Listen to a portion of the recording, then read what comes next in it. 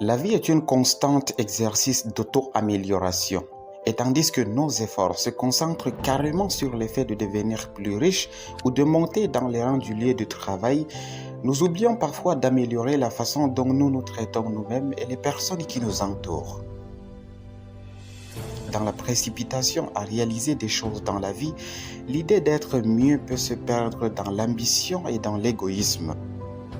Le voyage pour améliorer votre esprit, votre âme et votre compassion envers vous-même et envers les autres qui vous entourent commence ici et maintenant.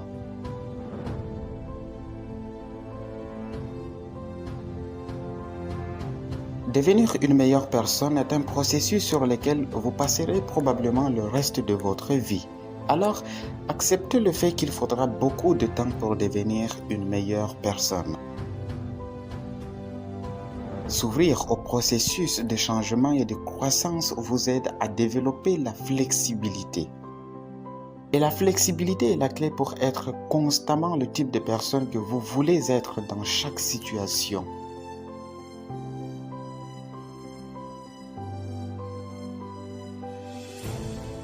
Même avec les meilleures intentions du monde, il est probable que vous alliez nulle part, à moins que vous ayez une bonne compréhension de vos valeurs.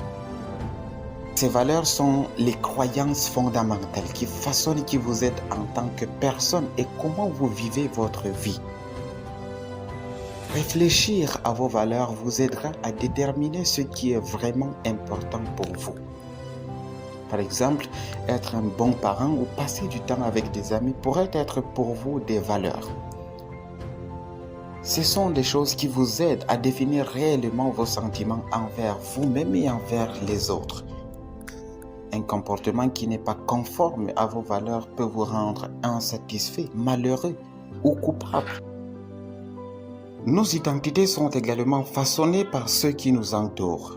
Les études psychologiques ont démontré à plusieurs reprises que les gens commencent à apprendre les préjugés très tôt. Comprendre d'où viennent vos idées sur vous-même peut vous aider à modifier les croyances inutiles et à embrasser celles qui ont du sens pour vous. Nous apprenons également des autres comment nous considérer par rapport à des groupes plus importants. Ces éléments peuvent être des éléments essentiels de notre propre identité. Examinez votre comportement de manière approfondie et honnête. Réfléchissez à la façon dont vous réagissez au stress, à la façon dont vous gérez votre colère, à la façon dont vous traitez vos proches.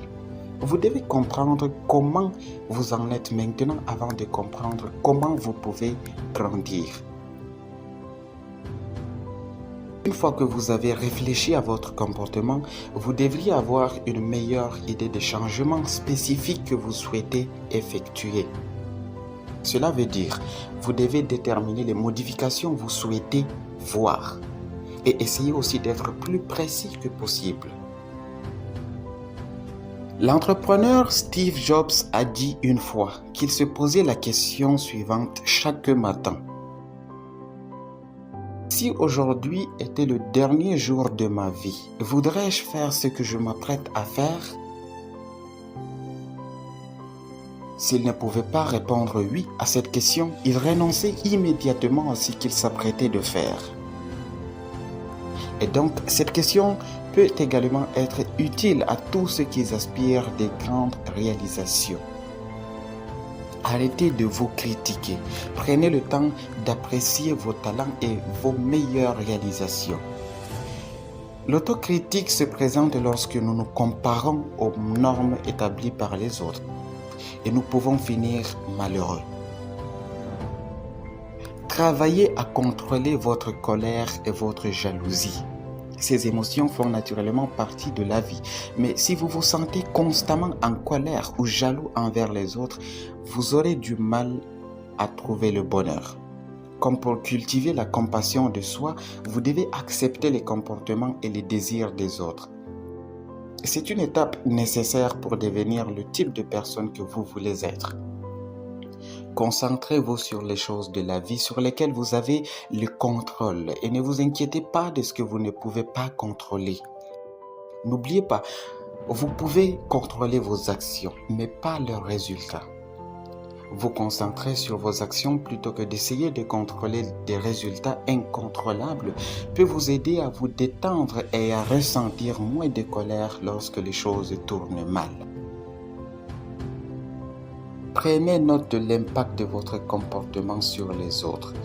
Nous pouvons consacrer tellement de temps à nous concentrer sur notre propre comportement que nous ne prenons pas le temps de remarquer comment nous affectons les autres. Si tout le monde vous répond de la même manière, vous avez peut-être développé des habitudes qui ne sont pas utiles. Et donc, vous pourriez permettre à vos mécanismes de défense de gérer la croissance. Regardez comment vous interagissez avec les autres. Recherchez les modèles et déterminez lesquels de ces modèles sont utiles et lesquels ne le sont pas. Plus vous apprenez à être flexible et adaptable à votre comportement, mieux vous pouvez être en phase avec ceux qui vous entourent. La vie doit être en équilibre entre le travail et vos épanouissements personnels. Se concentrer exclusivement sur l'un ou sur l'autre vous conduira éventuellement à la stagnation et à des routines quotidiennes monotones.